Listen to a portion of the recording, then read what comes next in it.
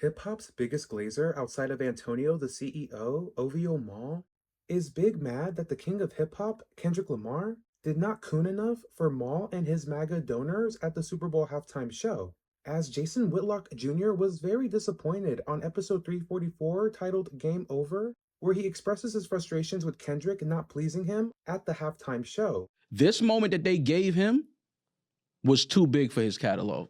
Uncle Sam there, dope. All of that shit cool. But when we talking about just the music and the songs that was performed, it's very like, okay, I guess. Let's just get to Not Like Us. Hey Drake, I hear you like I'm young. You better not ever go to Cell Block 1. Are they gonna let the pedophile word fly on Fox? What? Bro, what are you talking about, man? Because in OVO Mal's words, the Super Bowl audience is all about white people, so you better dance, Kendrick. This is the NFL. This is a predominantly white entertainment sports thing. They stood there when Beyonce performed Formation too. The people that are at the Super Bowl is not who you perform for. Even if Kendrick gave a better halftime show than Prince or MJ, it's clear that OVO Mal was always going to feel away and never give Kendrick his credit and is crashing out like total. OVO Mal, can't you see what Drizzle Marie has done to your credibility? I didn't know it was meant to be, that you would crash out for your champagne poppy. But I guess Drizzle Marie was made for you. Oh, baby.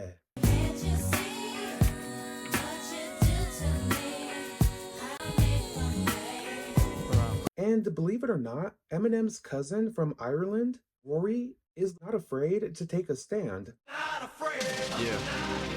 I don't give a damn what you think. I'm doing this for me. Against the Mal, the 69 fan, reminding Mal that Kendrick Lamar displayed an incredible hip-hop halftime show as a solo hip-hop artist, not selling out by delivering every commercial hit that Kendrick Lamar has, but actually playing records that true hip-hop fans would love and understand, including songs from the recently released GNX album, TV Off, and my personal favorite from the album, Peekaboo. Putting together a rap halftime show with that many words off a new album and keeping me entertained, I give my hats off to Dave Free and Kendrick. Peekaboo shouldn't have worked at fucking Super Bowl, and it was my favorite part of how they shot that entire thing. I give my hats off to Dave Free and Kendrick. Kendrick was still able to also deliver groundbreaking records like Humble and DNA from the Damn album in 2017. Rory also had to remind his compromised co-host that his own uncle, Jay-Z, is a big reason why it's important for Kendrick Lamar to have the type of halftime show he did, because it shows how Jay is bringing the importance of hip-hop culture to the Super Bowl audience and the NFL platform, which is what Jay-Z was essentially hired for in the first place, outside of his great business. But again, Mal will even play No Face in front of his uncle Jay because he gave up that Rockefeller chain a long time ago in exchange for an OVO chain. Shout out to Chaining Day from Jermaine Cole. This is Chaining Day. I need your love. Chaining Day. My Chaining Day. My Chaining Day. Even Dreamville Demaris, who hates West Coast hip-hop and half of Kendrick Lamar's catalog. I'm not the biggest fan of GNX as an album just because it's very, very Cali, and that's just not the type of music that I prefer. The people who enjoy it, that's fine. It's not really for me. Was able to properly explain how she was not impressed with the West Coast influenced Super Bowl halftime show because it's not her preference, but made it very clear that Kendrick Lamar still has a worthy enough catalog for the Super Bowl halftime show. But this is where OVO Mal turns into a Philly cheesesteak. Because Mal lost it, realizing that his co-host and his B-Mic, Baby D, cannot be manipulated into believing that Kendrick Lamar did not have a catalog prior to the Not Like Us record. What hits should he have performed? He didn't perform All Right. He didn't perform King Kunta. He didn't perform Swimming Pools. He didn't perform Money Trees. He didn't perform Loyalty. He has hits that he did not perform. Plenty of them. Bottom line, as far as I'm concerned. Because again, to OVO Mal, the only reason why Kendrick Lamar would get a Super Bowl halftime show from Jay-Z is for his Not Like Us record. Because you know everybody's only watching it That's not because they want to see that. OVO. Step this way. Step that way. All right. They're not only watching Kendrick at the Super Bowl because they want to see him watch Not Like Us. If Not Like Us never came out, people would still watch Super Bowl Kendrick at the Super Bowl. That's not true. He would have never got. All right, man. What are we talking about here? Then step this way. Step that way. Because to OVO Malina, who wants to hear anything else from Kendrick Lamar outside of Not Like Us, Wop Wop, the one record that destroyed his favorite hip-hop entertainer in Sweetest Pastry, Drizzle Cake. Why I gotta be the one? No, shut the fuck up. Shut up, just shut up, shut up. Because you niggas is y'all crip walking now. That performance was not it. The only performance worse than that was Pat Mahomes. He's doing man at the garden at fucking the Super Bowl? I do find that insane. I find that very insane. Bitch, I deserve it all. The bottom line is this. This Super Bowl performance was very underwhelming. This set list is probably near the bottom. We talk about this is one of the lower tier set lists that we've probably had in Super Bowl history. A few moments later.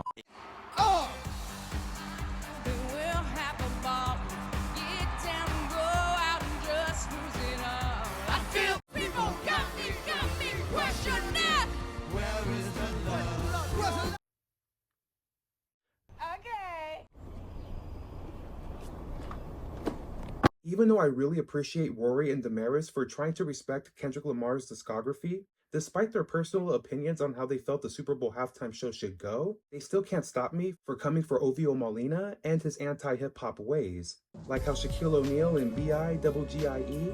can't stop the rain. You can't stop it, block it, when I drop it. There won't be any loose ends here. You can't stop the rain when it starts to fall. I have to make it very clear that in my honest opinion, OVO Mal has lost all respect for hip-hop culture, the culture he was raised on, growing up in Fordham, the Bronx, and as an adolescent when he used to throw up the rock. And I got what it takes to rock the mic like a force. With Rockefeller Records co-founder Kareem Biggs, his big brother, because it's one thing to not like the Super Bowl halftime show from Kendrick Lamar because it's focusing more on a message, which clearly Mal and Demaris don't want to see at a halftime show. They're not really into Black empowerment message at the Super Bowl. Yeah, that's fine, but to double down and say that Kendrick Lamar doesn't deserve the halftime show for delivering that message in such a profound way, then to say he has no catalog that's worthy of the halftime show outside of the biggest diss record in 2024, as if Kendrick Lamar has not had this shit jumping since 2009. Since 2009, I had this bitch jumping. Pussy. I mean, I guess, but that's why I'm continuing to come for OVO Mal in case they haven't figured it out yet. Mal's feedback and opinion of Kendrick Lamar's Super Bowl halftime show, in my honest opinion, is one of the worst hip-hop takes that I have ever heard from a hip-hop podcaster, worse than Uncle Flex, who is still crying in that studio over Tupac. He lied! Y'all niggas worship him! Lie! Never, ever! Niggas talk a lot of shit, but that's after I'm gone, cause they fear me in the physical form. Let them be known them troubles. That's literally going to be OVO Mal in another 20 years, maybe 15, where he's still crying over Kendrick and what he did to his favorite hip-hop cosplayer, Drizzle Cake. Nobody wants to tell the truth. What the fuck are you talking about? What are you? Here is why Mal has no hip-hop morals and is becoming anti-hip-hop, in my honest opinion. Comparing Kendrick Lamar's Super Bowl halftime show to Usher's Super Bowl halftime show.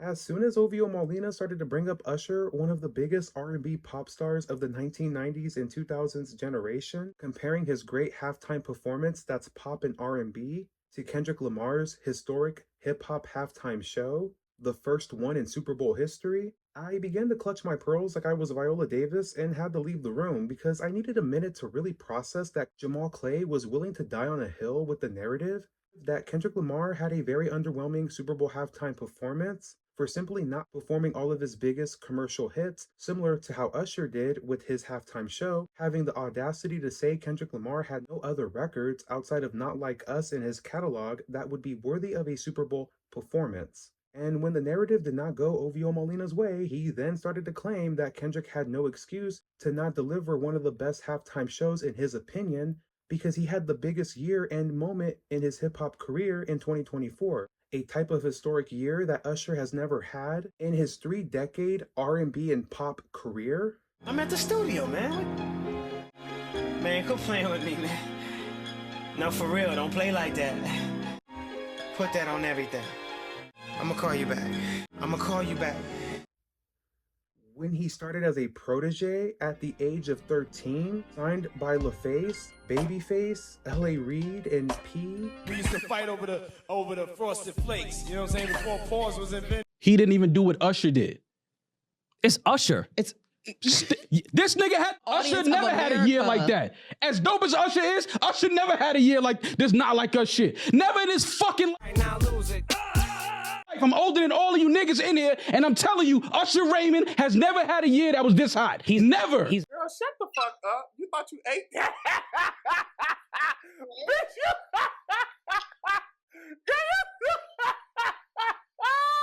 Even though I'm one of the biggest Kendrick Lamar fans, even I can agree that Usher indeed had a very similar year to Kendrick Lamar's 2024 historic run as a hip-hop artist. Despite them being different genres, when Usher released arguably one of the greatest R&B albums of all time, if not the greatest of the 21st century, with Confessions, the same album that not only impacted R&B music, but the entire music industry when it came to sales and chart longevity, being one of the very last R&B albums to go diamond in the last century, selling 8 million records its first year of its release, featuring some of Usher's biggest records, Confessions, Burn, Caught Up, and the most popular song of 2004 with Yeah, featuring Lil Jon and Ludacris. Usher got the voice to make your booty go. And I'm looking like this because I'm like, what the fuck is Mal talking about? It's clear that OVO Mal set himself up trying to discredit Kendrick Lamar when he's really discrediting Usher, when he really said that Usher didn't have an impactful year like Kendrick Lamar did in 2024. If we're just talking music, because at this point, we're just talking music. I want to go over some stats from Usher's 2004 year, with Confessions being the album that really impacted that year and 2 decades after its release. With Confessions, it sold 1.1 million records in its first week, and is considered the best-selling album by a Black artist in the 21st century, which goes back to 2001, selling 8 million copies in the United States in its first year alone. Clearly, Usher Raymond still has one of the most impactful R&B albums of all time, going on to go diamond, selling over 10 million copies in 2012. And currently at 20 million copies sold all time. Literally a double diamond album, all coming from the iconic 2004 that Usher set for R&B, but the entire music industry, reviving sales like no other since Michael Jackson in 1983 with Thriller. So again, how did Usher not have a comparable year to Kendrick Lamar's year in 2024? I am one of the biggest Kendrick Lamar fans, but I don't agree that Kendrick Lamar had a bigger year than Usher in 2004. I just don't. But of course, we're comparing Super Bowls here, and Mal's trying to find a narrative and literally decided to use Usher as an example, trying to claim he wasn't as impactful or had an impactful year like Kendrick Lamar did because of the one song OVO Malina can't stand. We all understand you don't like Not Like Us, but hey, I don't like first person shooter. I don't think that I'm bigger than the what? Bigger than the what? Oh. Big as the what? Big as the what? Big as the Super Bowl. Just because you don't like that record does not mean you have to go discredit everybody else because people don't agree with your objective. Next time when you want to get so emotional like Whitney Houston, just take a breath, Mal, and just relax. Look at the stats before you go on attack, trying to disrespect Kendrick Lamar any chance that you get. If Mal wants to bring up Usher Raymond in this situation, well, no shit. Usher is going to have a better halftime show when it comes to choreography, dancing, roller skates, like it's Roll Bounce in 2005. Niggas ain't never seen a nigga roller skate at the halftime show. Usher, it wasn't no mixed reviews. Okay. I get it. You love it. But again, you decided to compare Usher to Kendrick Lamar because of his biggest moment with Not Like Us, acting as if that is the only thing that was impactful for Kendrick Lamar in 2024. The movement started with the Like That record off of Future and Metro Boomin's record, Don't Play Dumb. My final thoughts. OVO Mal is clearly stuck in Marvin's room screaming, Fuck that nigga that you love so bad. to Kendrick Lamar because he's still thinking about all the Times we had. when Drizzle Pie was the #1 guy in hip hop and you couldn't tell the OVOs nothing. Fuck is what the fuck are you talking about? Clark's is What hilarious. are you talking about? When it came to defending their favorite hip hop entertainer with blackface. Despite their new deal with The Volume, their growth as a podcast will always be on low volume due to Mal having low self-esteem I think Mal needs higher self-esteem to be able to function. and lack of control of his emotions like Mariah Carey.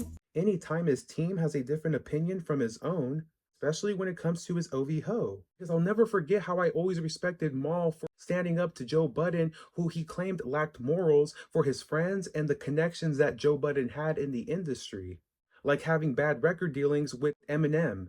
and Slaughterhouse, with Royce the 5'9", Joel Ortiz. But now when you look in the present year of 2025, going back to 2024, clearly Mal has revealed himself to be very similar like his former best friend, that he despises. And yes, I still agree, Joe Budden was wrong for the contract deal that he had with Mal and Rory, but that's a different story. We're 4 or 5 years later into the entire story. And clearly, Mal has revealed that he acts just like Joe Budden when it comes to his own podcast and the members that run it with him, and really can't see anybody's viewpoint when he gets overly emotional like Joe Budden did back then and currently with his podcast full of 6-7 people that all hate each other. Yes, Joe has his own issues, but clearly Joe and Mal were best friends for a reason. And even though I still like your show and I'm still gonna watch, don't expect me to not ever come for your head top when you like to disrespect your own fans of your show that don't see your same viewpoint. Sorry that we're not all OV hoes. Are you my friend? Are we locked in? It's step this way. Thank you so much for watching. Please don't forget to like, comment, and subscribe. Until next time, go be amazing and have an amazing rest of your day.